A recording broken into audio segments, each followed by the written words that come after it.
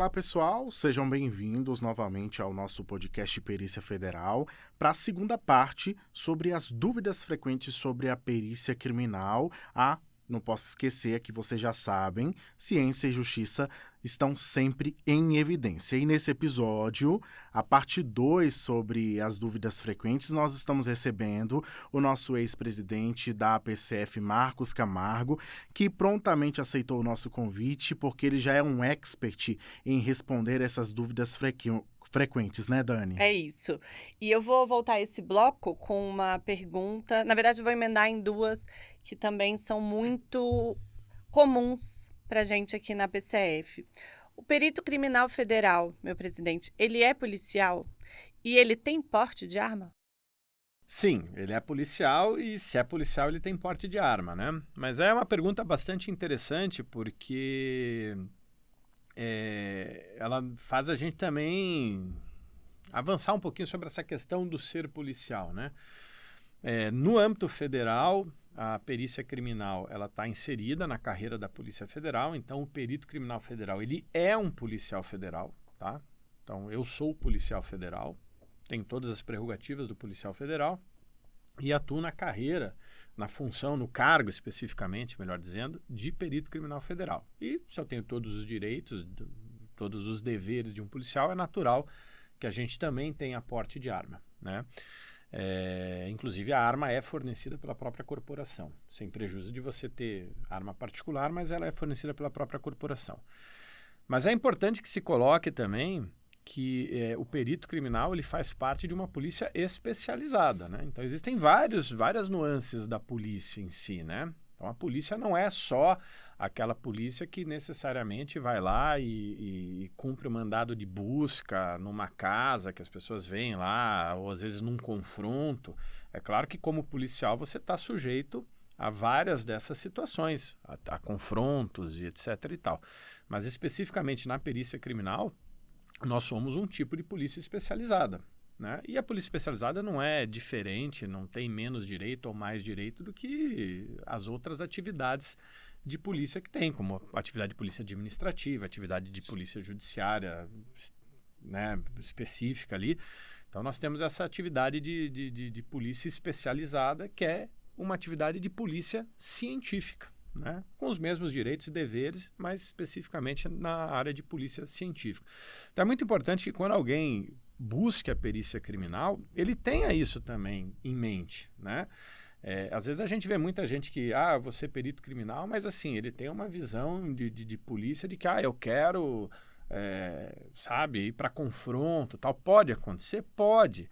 Ele, como perito criminal, ele pode ir para o COT, né? Que é uma pergunta que a gente sempre dá. O perito criminal pode ser... Spoiler aí. Quebrando o protocolo. É bom que a gente já adianta. Então, o perito criminal fala, o perito criminal pode ir para o comando de operações táticas? Pode. Pode, ele é policial federal. Ele pode, a menos que a administração resolva que não possa, que é uma outra discussão. Mas ele pode. Nós temos colegas peritos criminais no COT, mas nesse caso de certa maneira, até um desvio de finalidade. O desvio de finalidade aqui, nesse caso, eu não estou falando do ponto de vista jurídico, legal, que não pode. Pode ser, não há problema. Né? A administração tem que avaliar se vale a pena ou não, como é que está as demandas da crime, mas enfim, mas ele pode. Mas a atividade precípua é de uma polícia especializada. Então, assim, é importante que quem queira fazer concurso para perícia criminal queira ser e tenha o foco na perícia criminal, na parte de produção de provas. Se você quer, se o importante para você é realmente uma parte de uma atividade daquelas de polícia que muitas vezes a gente vê nas perseguições policiais, nas operações, existem outras áreas, outras carreiras que são mais direcionadas para isso. Na perícia criminal no âmbito da perícia criminal federal, é local de crime, é bombas e explosivos, né? São as áreas típicas da perícia. Então, isso sempre importante colocar. Em alguns estados, houve algumas discussões sobre perdas de prerrogativas policiais quando houve uma desvinculação, mas muitos deles, a maioria absoluta, já reverteu isso, né? E hoje eles se constituem como polícia científica, com também prerrogativas, direitos e deveres de todos os policiais. Já puxando o gancho, presidente, o senhor acabou de falar, existem outras carreiras, mas também o perito não atua só em laboratório, né? Existe um estereótipo de que o perito é o CSI que fica atuando só no laboratório de química, fazendo os exames dos vestígios. Não, né? Ele pode atuar também fora do laboratório e também externamente. Como é que é esse trabalho? Pode. O trabalho é muito amplo, né? Assim, se a gente fosse falar de todas as possibilidades de trabalho aqui, teria que ser só um podcast só para isso. Então, assim, óbvio que quando se faz um concurso, a gente pensa na atividade finalística. Então, quando eu falo de atividade finalística, aproveitando o que eu falei na pergunta anterior do perito hipocote, não é que seja errado, de forma alguma, o perito hipocote. Então, quando a gente fala de atividade finalística, não quer dizer que só o importante é a atividade finalística. Não, existem outras atividades que são importantes também, tá? Então, só para deixar isso muito claro.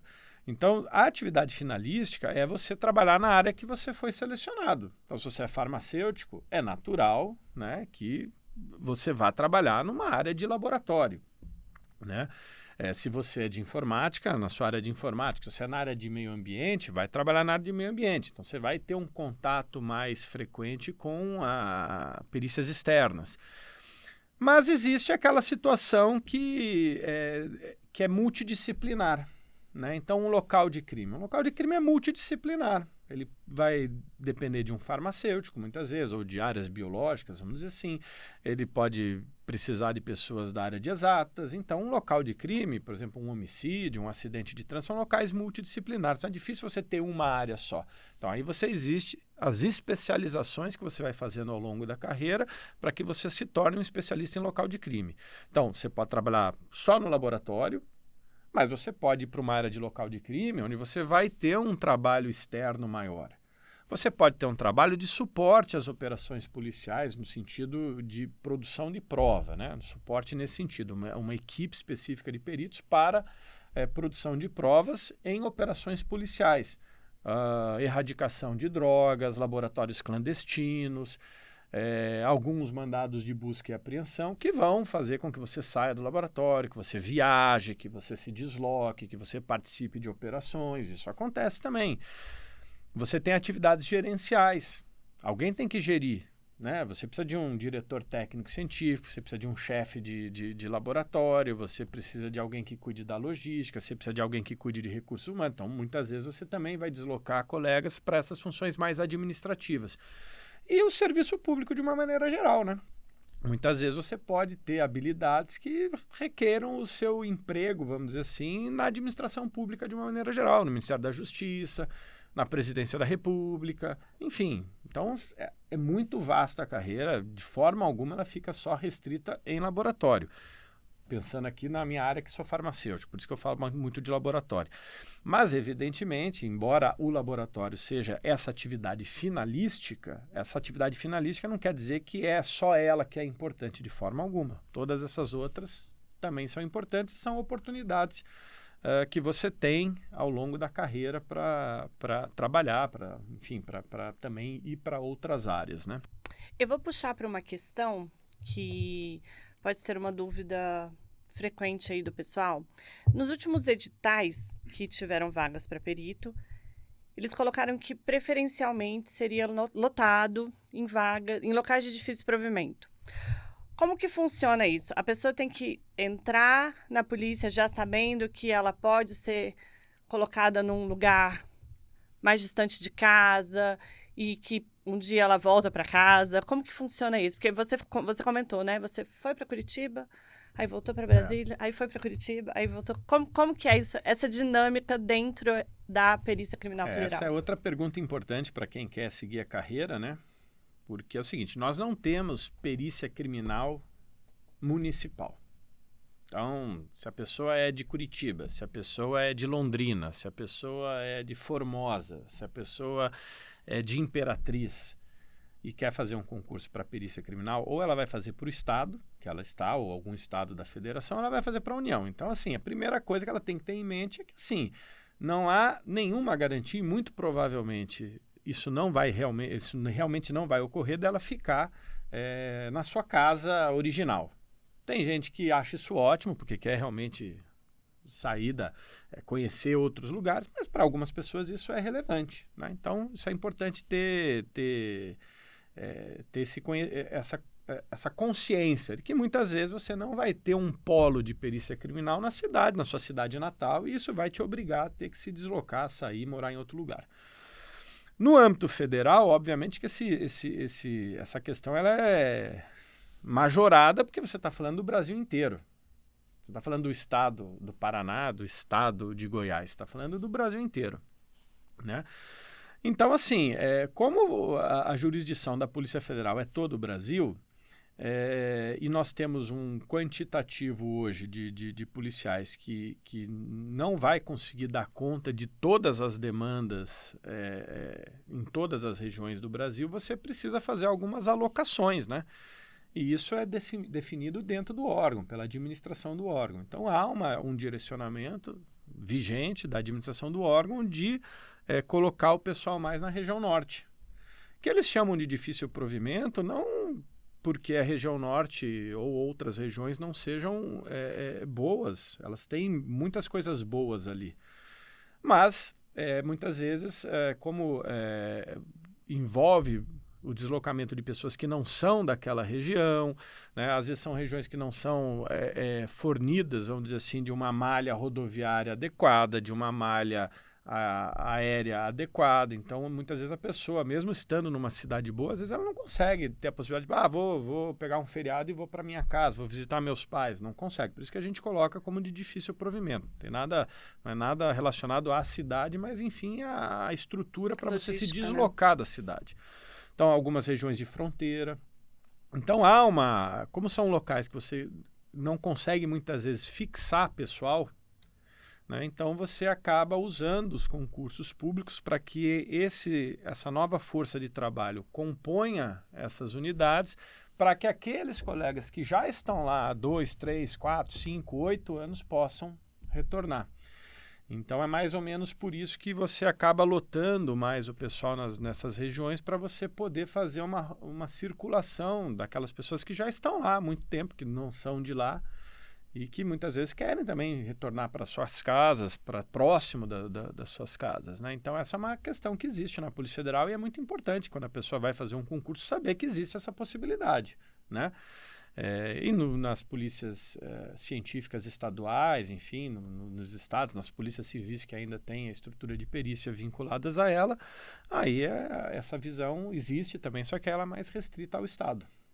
Já que a gente está falando sobre a estrutura da Perícia Criminal Federal pelo Brasil, queria que o senhor falasse se todas as unidades do Brasil são iguais, em todas têm equipamentos e todas têm todas as áreas, como é que funciona isso?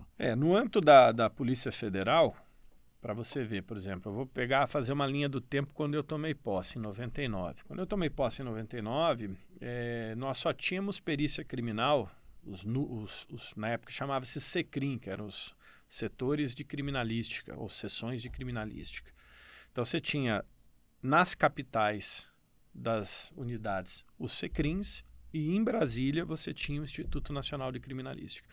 E mesmo assim não eram em todas as capitais, né? Por exemplo, Rondônia nós não tínhamos, né? Em Porto Velho nós não tínhamos unidade de criminalística, no Acre, em Rio Branco nós não tínhamos, em Boa Vista, em Roraima a gente não tinha, em Macapá, no Amapá a gente não tinha perícia lá. Era ou o estado que atendia ou alguma unidade deslocava para lá. Hoje não, hoje você já tem unidades de criminalística, agora não é mais SECRIM, chama-se CETEC, que é o setor técnico científico. Então, cada capital do Brasil tem um CETEC, todas as capitais têm. Então, essas que eu falei que não tinha hoje tem, todas têm. Em Brasília você continua tendo o Instituto Nacional de Criminalística. E você também tem algumas cidades do interior, né? Então, Foz do Iguaçu, tem várias cidades de São Paulo, né? Ribeirão Preto, Campinas, Marília, enfim, né? Tem várias cidades do Rio Grande do Sul, Santa Maria, enfim, que você tem unidades de criminalística. Então, o perito criminal ele pode trabalhar em todas essas cidades, né? No meu caso, por exemplo, comecei em Brasília, fui para Curitiba, voltei para Brasília, voltei para Curitiba, voltei para Brasília, né? Acontece. Tem gente que faz outros caminhos, enfim, tem gente que a vida inteira ficou num local. Isso depende muito de cada um e das oportunidades que vão aparecendo. Mas em termos de estrutura, hoje não dá para comparar nada com o INC, com o Instituto Nacional de Criminalística. O Instituto Nacional de Criminalística está num patamar tecnológico muito superior aos demais e é natural que seja assim, porque ele é o órgão central, né? Então é natural que seja assim. Isso não tem nada a ver com competência das pessoas. É natural que você tenha o órgão central mais estruturado, é só isso. E as unidades descentralizadas, que a gente chama, boa parte delas tem uma estrutura de trabalho. Quando eu entrei, a regra era o seguinte: você quer trabalhar na sua área, se você é farmacêutico, você quer trabalhar com laboratório, tem que ser em Brasília. Se você for trabalhar fora de Brasília, você vai fazer a clínica geral, que o pessoal chama, né? Há discussões sobre esse termo, mas enfim, você vai fazer o geral, documentoscopia, etc. e tal. No nosso caso, hoje já está bem que você já consegue desempenhar suas atividades específicas praticamente em todas as capitais. Claro que há diferenças, não dá para comparar com o Instituto Nacional de Criminalística. Entre elas pode ter uma ou outra diferença em termos de equipamentos, em termos de recursos humanos, em termos de recursos administrativos. O interior tende a ter um pouco menos de estrutura que a capital, então isso é natural. Sim. O órgão central muito estruturado, as capitais com uma boa estrutura e o interior um pouquinho menos. Mas assim, via de regra, as condições de trabalho são boas. Agora, realmente, não dá para querer comparar a possibilidade tecnológica de alguém que está numa cidade interior com o do Instituto Nacional de Criminalística. Algumas áreas, já me alongando aqui na resposta, algumas áreas aí sim, especificamente só em Brasília, que é o caso de genética forense. Eu quero trabalhar com genética forense, quero fazer exame de DNA e tal. Local de crime, né? A gente tem o DNA do crime lá, né? Aquelas questões envolvidas ali na série que apareceu. Isso, ok. Local de crime não tem geografia definida. Qualquer lugar. Né? Qualquer lugar pode ser lugar. Então, coleta de material genético você pode fazer no Brasil inteiro. Todo mundo, todos os peritos criminais podem vir a fazer. Agora, o processamento dos vestígios, aí só em Brasília. Medicina também ou basicamente só em Brasília, só né? em Brasília. Medicina só em Brasília. Como área formal constituída de perícias médicas e odontológicas só em Brasília. Agora, existem alguns médicos, alguns odontólogos fora de Brasília e eles eventualmente podem, naquilo que eles tiverem estrutura para fazer, podem vir a fazer lá. Agora, estruturalmente formatado em Brasília só. A gente voltando para as etapas do concurso, tem aí o teste de aptidões físicas, né? O temido TAF, que o pessoal fala. O TAF é realmente puxado, assim? É realmente difícil? Como é que funciona? O TAF a gente tem que colocar sempre em perspectiva, né? É difícil você dar uma resposta objetiva. Tem que ver a perspectiva, né? Primeiro que o TAF não é uma regra geral, né? Ele vem definido no concurso. Então, o concurso já vai dizendo o que é o TAF. Ao longo da nossa história, nós tivemos vários tipos de TAFs diferentes. O TAF de 93 foi diferente do de 97, que foi diferente de 91, de 2001. Antigamente, o TAF era só eliminatório. No último concurso, ele virou classificatório também. Então, assim, de maneira geral, ele vai depender do concurso público, do edital, para a gente ver se ele está mais puxado ou está menos puxado. Então, a gente teve TAFs já que foram, vamos dizer assim, tranquilos. Tivemos TAFs que já foram muito problemáticos, vamos dizer assim, no sentido de muitas eliminações. E aí você tem que ver a perspectiva, né? Em tese, o TAF não exige de ninguém ser um atleta profissional. Ninguém está querendo um atleta olímpico. Óbvio, se vier um atleta olímpico, que bom, mas não é esse o objetivo do TAF. Então, sim, são métricas que, via de regra, são atingíveis, principalmente se você se dedicar um pouco, né? Você tem ali um tempo para... Você vai querer fazer um concurso para perícia criminal, você já vai buscando uma academia, enfim, você tem um tempo aí de 2, 3 meses para se preparar. Então, assim, via de regra, ele não é assim um bicho de 7 cabeças. Agora, óbvio, né, que na hora da prova tem nervosismo, você pode estar lesionado, então aí muda, por isso que é a perspectiva. No papel, eles são índices perfeitamente atingíveis, principalmente se você pensar que você tem tempo para treinar. Agora, na hora do vamos ver, tudo pode acontecer, porque, você, como eu falei, você pode estar lesionado, você pode estar nervoso, né? Agora, isso é uma coisa. A outra questão também para falar do TAF, e aí é onde tem uma série de discussões, por exemplo, é com relação ao público feminino, as mulheres, né? Porque além das questões fisiológicas, há discussões sobre determinados índices. E isso a gente vê, na verdade, na prática, quando você vê o nível de eliminação que você tem de mulheres e de homens. Proporcionalmente, você tem uma eliminação do público feminino muito maior. Então, aí sim é uma discussão sobre a intensidade, talvez, dos índices não esteja necessariamente proporcional, né? Mas aí é uma discussão que tem que ser feita, né, para se ajustar.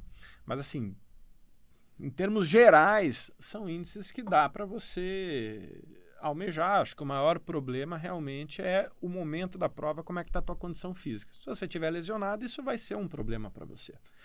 Se você ficar nervoso, imagine, você tem 3 tentativas para fazer na minha prova, contando aqui. Desculpa, tá, Gustavo? A gente vai avançando aqui.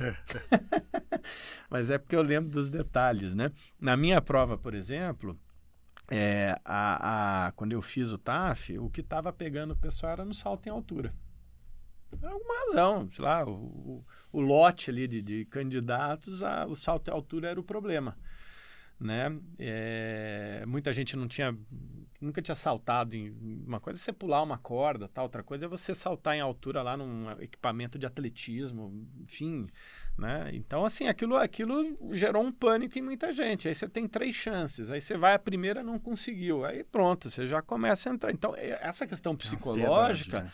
ela é importante. Então, sim, às vezes você vai saltar esse mesmo salto em altura, sei lá, na escola, na sua casa, num clube, você faz 10 vezes e não tem problema. Chega na hora da prova, com a pressão e tal, não consegue. Então, o problema do TAF é esse, não é pelo índice, tirando essa questão das mulheres que é discutível. Mas fora isso, o problema é muito mais relacionado à tua condição psicológica e física no momento. E já caminhando para o final, vamos falar sobre uma etapa muito importante do concurso, que é o curso de formação profissional. Queria que o senhor respondesse algumas perguntinhas sobre essa etapa, né? Como é que o candidato fica sabendo da convocação para o curso? O que é ensinado nesse curso? Onde é realizado? E se nesse curso o aluno tem um período específico dedicado à sua área de formação? E uma pergunta muito importante que as pessoas sempre perguntam também, se durante o curso de formação o aluno recebe alguma remuneração. Como é que funciona isso? Se eu esquecer alguma, você me relembra. É provável que eu fale mais ainda. É possível. Mas, enfim, vamos lá. Um dos princípios da administração pública é o da publicidade, da transparência. Então, o concurso público ele segue esse rito. Então, tudo é divulgado por meio de edital, né? Então, a pessoa que está fazendo concurso público, ela vai ver o nome dela lá no edital. O curso de formação profissional é a segunda etapa do concurso. Então, depois que você é aprovado na primeira etapa, o que é a primeira etapa? É a prova em si, né? Tanto a objetiva quanto a discursiva, exame médico, exame psicológico, exame físico, avaliação da vida pregressa ao longo de todo o concurso e a prova de títulos. Aí, no final, sai uma classificação, as notas. Aqueles que estiverem dentro das vagas previstas são, então, convocados para o curso de formação profissional, que é a segunda etapa do concurso. Quem vai para o curso de formação profissional, Gustavo? Já é perito criminal federal? Não. Alguns estados, sim. Eles fazem a nomeação antes. Na Polícia Federal, não. Você ainda é um candidato no concurso público. Então, você não recebe como perito criminal federal. Você vai receber uma bolsa que é 50% da remuneração. Então, se a remuneração, como eu estava falando, inicial é 28, o candidato ali, durante o período do curso, vai ter a possibilidade de receber uma bolsa de 14 mil, né?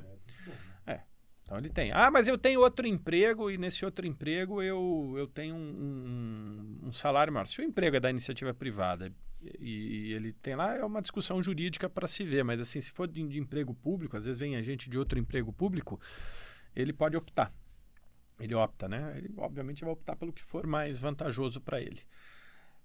A Polícia Federal, ela se obriga a permitir que o candidato frequente o curso de formação profissional. No âmbito do serviço público, você vai ter esse direito de você participar do curso. Então, você tem uma licença e você participa do curso. Se você é da iniciativa privada, é questão com o seu empregador. Ele pode te liberar ou não. Tem empresas que liberam, tem empresas que não. Você tem que pedir demissão. É a situação de cada um, tá? Não há uma obrigação da administração de conseguir tua dispensa do trabalho, tá? Isso é uma questão que você tem que fazer. Esse curso de formação, ele é feito em Brasília, na Academia da Polícia Federal, que é a Academia Nacional de Polícia, a ANP, em Brasília, na verdade em Sobradinho, que é uma região administrativa de Brasília. E aí ele varia também de curso para curso. Já tivemos cursos que havia uma flexibilidade maior, você podia sair da academia, voltar, você ia lá para assistir às aulas, né? Você tinha as aulas lá e terminou as aulas, você podia continuar na academia, lá existe o alojamento, você tem direito a um alojamento na academia, mas havia a possibilidade de você dormir fora. Quem era de Brasília podia voltar para casa, ou então quem era de fora, mas não queria ficar na academia, podia alugar um.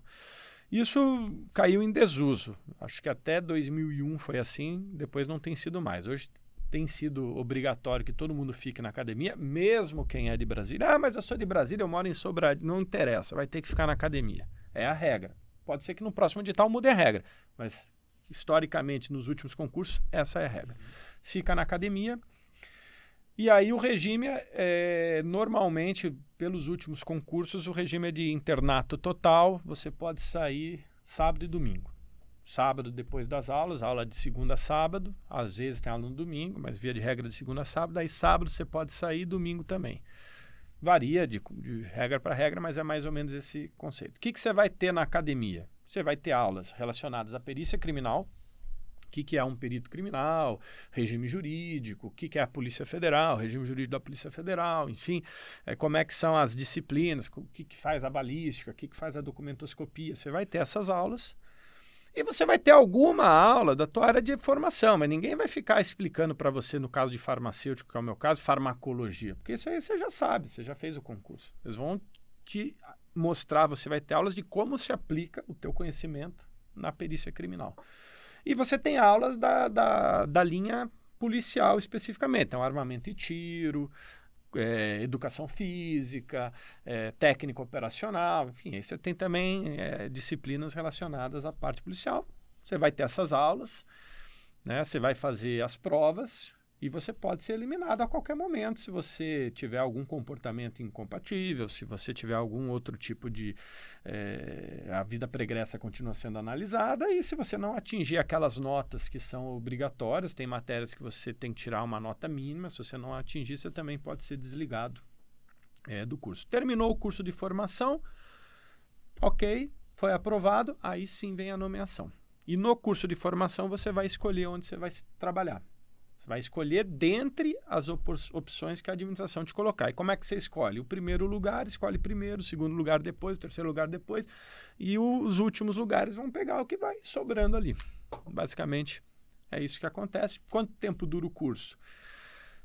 Normalmente, assim, a administração tem buscado fazer cursos de mais ou menos 5 meses.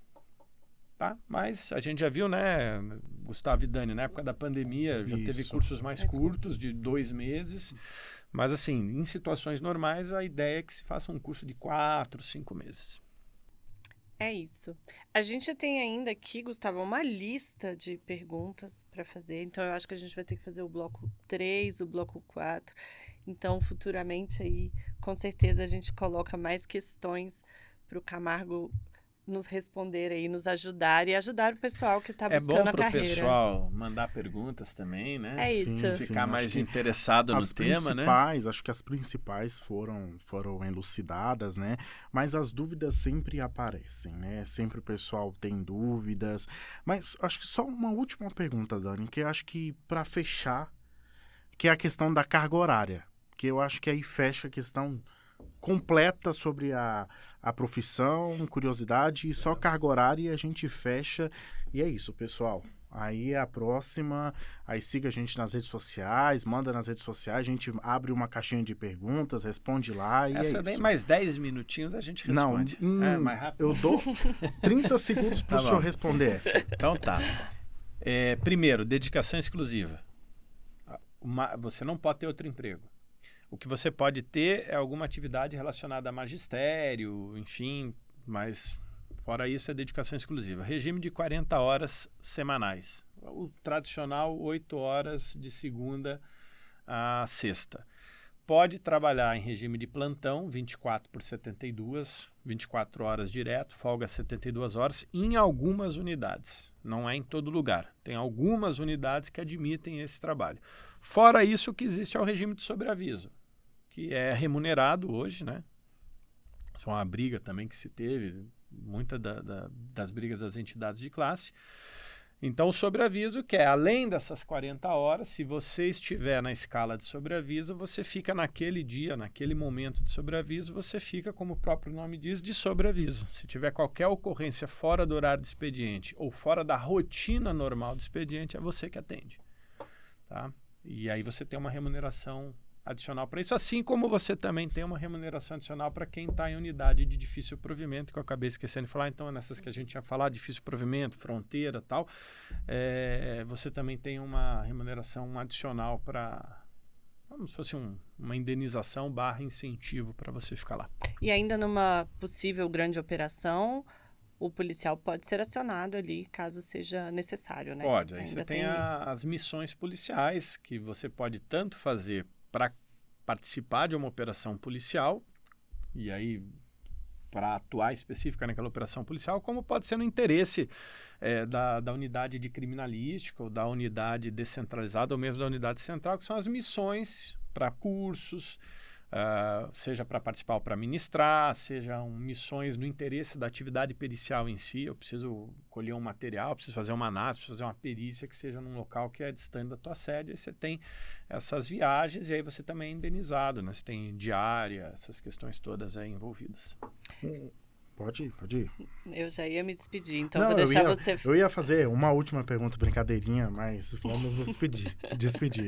Eu ia agradecer a presença do Camargo aqui, sempre um prazer conversar com ele. E é como eu ponderei, né? Acho que a gente vai ter aí outras oportunidades para responder mais questões. É só me convidar. Tem que me convidar. Acho que a gente pode fazer um próximo também sobre a área dele, que é de farmácia, Exato. Né? Uma área que ele também domina muito bem e pode falar sobre isso. E da atuação dele na CGPRE, que tem boas histórias aí. A gente volta para contar isso aí. É isso, pessoal. Beleza. Muito obrigado, pela presença de vocês nessas duas partes sobre dúvidas frequentes. Não deixem de seguir a gente nas redes sociais, acompanhar a gente em todas as plataformas de áudio e aqui no YouTube. Muito obrigado pela audiência de vocês. Aproveitem para seguir a gente aqui também no YouTube, em todas as plataformas. Muito obrigado pela presença. Obrigado, Camargo. Obrigado, Dani. Eu coloco também, para você que é um entusiasta do tema sobre perícia e ciência, que siga também o podcast Justiça pela Ciência, que é uma realização da Fundação Nacional Justiça pela Ciência. A gente agradece. Comigo no estúdio, Gustavo Azevedo, e os trabalhos técnicos são de Fábio Batista.